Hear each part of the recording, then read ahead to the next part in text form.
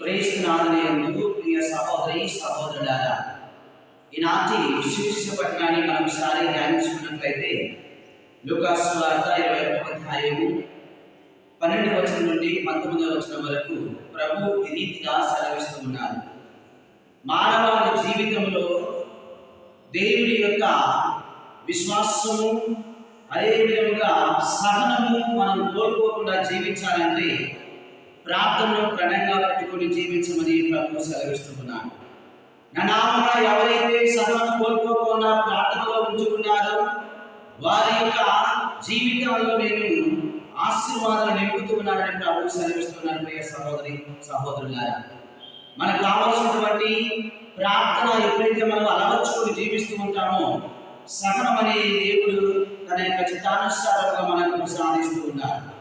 లూకాసు సువార్త 21వ అధ్యాయము 12వ వచనంలో నా నామం నిమిత్తము రాసుల యొద్దకును అధిపతుల యొద్దకును మేము తీసుకుని పోతూ ఉంటారులే, కానీ నేను నీకు సంవత్సరములంత వరకు ఇదిగో నీకు ఇక విరోధి అనేది వారు ఇక కనబడని ప్రభు సెలవిస్తున్నారు.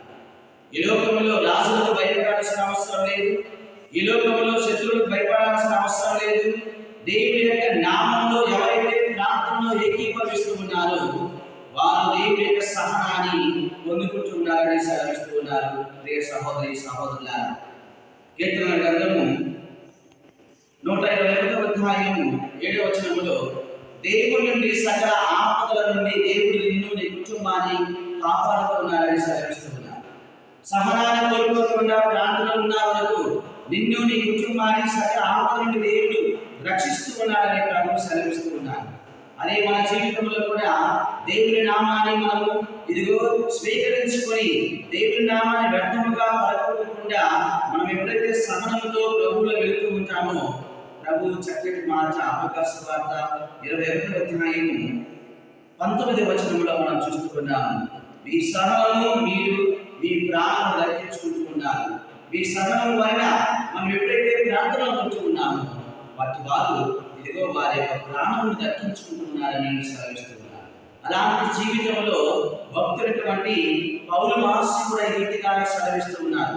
మీరు ఎప్పుడైతే ప్రార్థనలో ఏకీభవించి ప్రభువును అడుగుతున్నారో మీరు సహనాన్ని పొందుకుంటూ ఉన్నారని సెలవిస్తూ ఉన్నారు.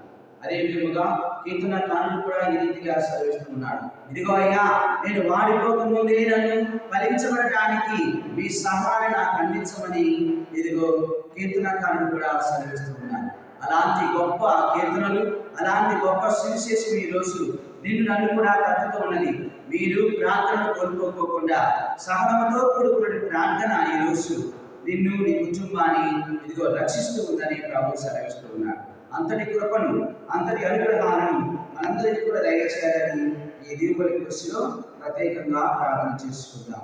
పితా పుత్ర పవిత్ర ఆత్మ నామమున ఆమేన్.